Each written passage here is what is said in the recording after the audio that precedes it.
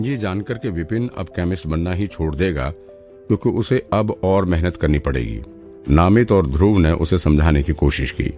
इस दुनिया में कई प्रोफेशन है, लेकिन केमिस्ट उनमें से सबसे ऊंचे प्रोफेशन में गिना जाता है। तुम्हारे पास इतना अच्छा टैलेंट है और तुमने इस एग्जाम में पास होने के लिए बड़ी मेहनत की होगी। ना जाने किस तरह तुमने इतनी सारी जड़ी बूटी के बारे में याद किया होगा। अगर तुम ऐसे ही बीच में ही केमिस्ट बनना छोड़ दोगे तो तुम्हारी इतने सालों की कड़ी मेहनत वेस्ट नहीं हो जाएगी? सालों की कड़ी मेहनत? विपिन ने हैरानी से पूछा। उसने तो सिर्फ 4 घंटे लगाए थे, ये लोग कितने सालों की बात कर रहे थे?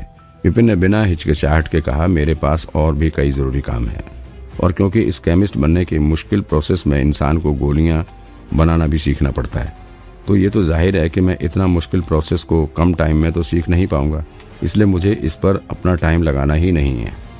नामित ने फौरन उसे रोका। शांत हो जाओ, केमिस्ट बनने का एक तरीका और भी है जिससे गोलियां नहीं बनानी पड़ती। फिर थोड़ा सोचकर उसने आगे कहा, तुम्हारी जैसी मेमोरी के लिए शायद यही तरीका ज्यादा ठीक रहेगा। ध्रुव ने नामित को रोककर कहा, नामित कहीं तुम उस तरीके की तो? नामित ने हाँ में सिर हिला दिया। हाँ बिल्कुल, मैं उसी की बात कर रहा हूँ। ध्रुव ने हैरानी से कहा, लेकिन तुम्हें सोच लेना चाहिए, अगर ये हार गया तो सजा बहुत कड़ी होती है उस हार की, और फिर एक बार हार जाने पर उसे शायद फिर कभी केमिस्ट का एग्जाम ना लेने दिया जाए।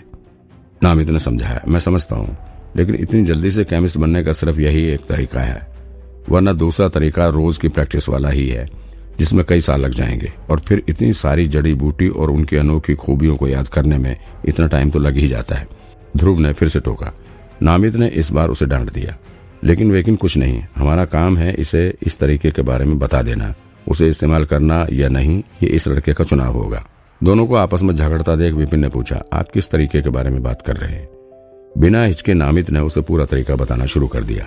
असल में एक केमिस्ट बनने के 2 तरीके होते हैं। पहला, दवाई बनाकर। अगर कोई शिष्य ग्रेड 1 की दवाई बनाने में सफल हो जाता है तो वो 1 स्टार केमिस्ट बन सकता है। ये आम तरीका है और लोग इसी तरीके को यूज करके केमिस्ट बनते हैं। और दूसरा तरीका है फार्मूला डिबेट। विपिन ने हैरान होकर पूछा, फार्मूला डिबेट ये क्या है? न सिर्फ विपिन बल्कि वहां खड़े अमर और बाकी लोग भी हैरान थे। उन्होंने भी कभी इस दूसरे तरीके के बारे में नहीं सुना था। फिर नामित ने बताया, हाँ तुम सबने सबसे ऊंचे प्रोफेशन के बारे में तो सुना ही होगा, मास्टर टीचर होना। हाँ, सभी ने सिर हिला दिया।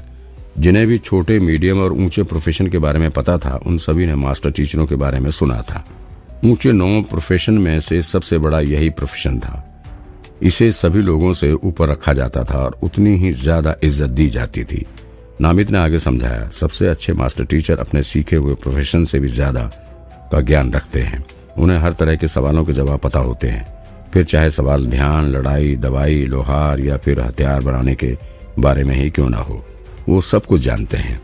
लेकिन एक मास्टर टीचर बनने में ही बहुत टाइम लग जाता है, तो फिर वो लोग बाकी प्रोफेशन कैसे सीख पाते होंगे? अगर उन्हें सिर्फ केमिस्ट बनने में ही 40 साल लग गए तो फिर वो कब हथियार बनाना सीखेंगे, या फिर कब वो टीचर बन पाएंगे? साथ ही बिना किसी ग्रुप का मेंबर बने वो कैसे सभी प्रोफेशन के लोगों को सिखाने का लाइसेंस ले पाएंगे? ऐसी खास सिचुएशन से निपटने के लिए ही फॉर्मूला डिबेट जैसी चीजें बनाई गई थी।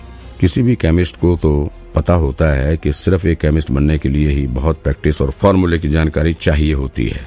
एक मास्टर टीचर के पास इतना टाइम नहीं होता कि दवाई बनाने के लिए इतना सारा टाइम खर्च कर सके। उन्हें तो बस दवाई बनाने का सही फॉर्मूला और तरीका पता होना चाहिए और उसे प्रैक्टिकल में करना आना चाहिए। मतलब अगर उन्हें दवाई बनाना आ गया तो कोई फर्क नहीं पड़ता कि उन्होंने प्रैक्टिस में कितना टाइम लगाया। उन्हें तो बस थ्योरी की पूरी नॉलेज होना जरूरी है एक केमिस्ट बनने के लिए। हाँ, वो डिबेट भी कोई आसान नहीं होती। उसमें पार्टिसिपेट करने वाले कैंडिडेट को 10 केमिस्ट को दवाई बनाने के अलग अलग हिस्सों में होने वाली डिबेट में हराना होता है। एक भी गलती उसे बाहर कर सकती है और एक बार हार जाने पर उसे सख्त सजा भी मिलती है। केमिस्ट नामित ने बिना रुके वहां खड़े सभी लोगों को केमिस्ट बनने के दूसरे तरीके यानी फार्मूला डिबेट के बारे में सब कुछ बता दिया था। विपिन को यह सुनकर बड़ी ही खुशी हुई कि केमिस्ट बनने का दूसरा भी कोई तरीका है। ओह, ऐसा भी कोई तरीका है? उसे इतना तो पता था कि बिना प्रैक्टिस किए एक ग्रेड 1 की गोली सही तरीके से बना पाना मुश्किल था, शायद नामुमकिन ही हो। लेकिन ये फॉर्मूला डिबेट सुनने में तो ठीक ही लग रहा था। अगर उसके पास सही किताबें और सही नॉलेज हो तो वो स्वर की लाइब्रेरी की मदद से आसानी से याद करने का काम कर सकता था। विपिन को खुशी से उछलता देख नामित ने उसे टोका और सिर हिलाते हुए कहा, यह तरीका भले ही आसान लग रहा हो, लेकिन मास्टर टीचर भी इस तरीके से दूर भागते हैं। वो भी इस एग्जाम को देने की बजाय थोड़ा टाइम दवाई बनाकर सीखना ही सही समझते हैं। विपिन अब कंफ्यूज हो गया। उसने पूछा, ऐसा क्यों? अगर कोई सिर्फ थ्योरी के बेस पर ही केमिस्ट बन सकता था तो फिर दवाई बनाने का काम सीखने में इतना टाइम बर्बाद क्यों करना? नाविद ने उसे जवाब दिया, सच कहूं तो बिना प्रैक्टिस के इस प्रोफेशन की गहरी जानकारी, समझ और याद कर पाना नामुमकिन है।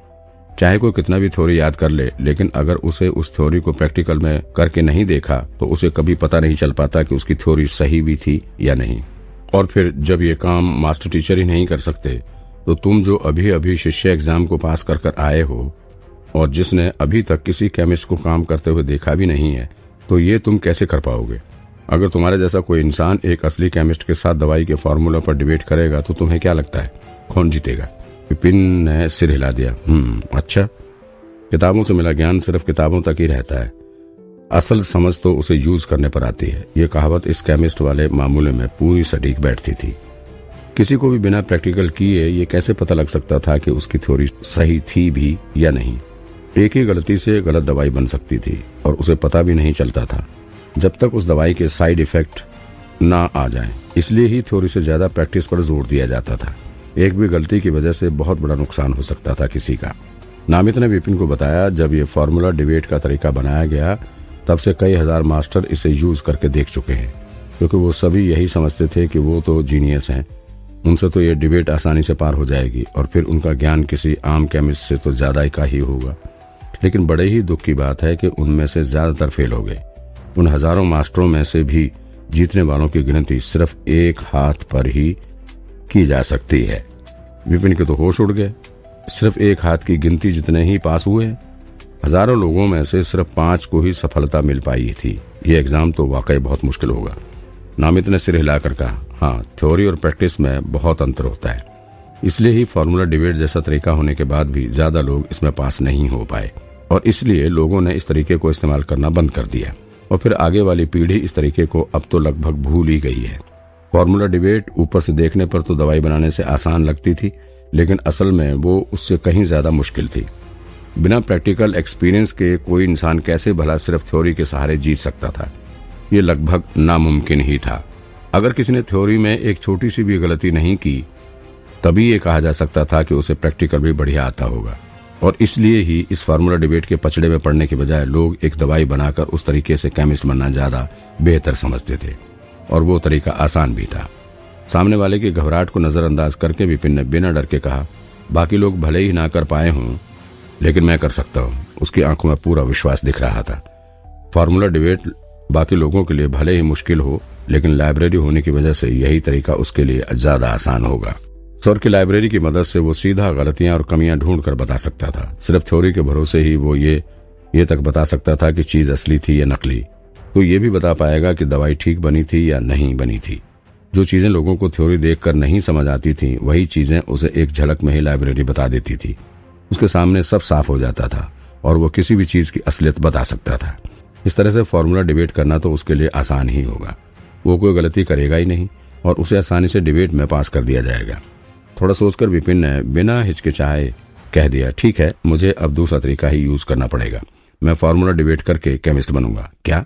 पहले तो नामित को लग रहा था कि उसकी बात सुनकर विपिन डर जाएगा और डर कर पहला तरीका ही चुनेगा, लेकिन नामित को क्या पता था कि उसके डराने का विपिन पर उल्टा ही असर होगा। अब उन्हें समझ नहीं आ रहा था कि वो किस तरह से उसे रोके। नामित ने कहा, क्या तुम्हें पता है कि फेल होने वाले के साथ क्या होता है? क्या होता है फेल हो जाने पर?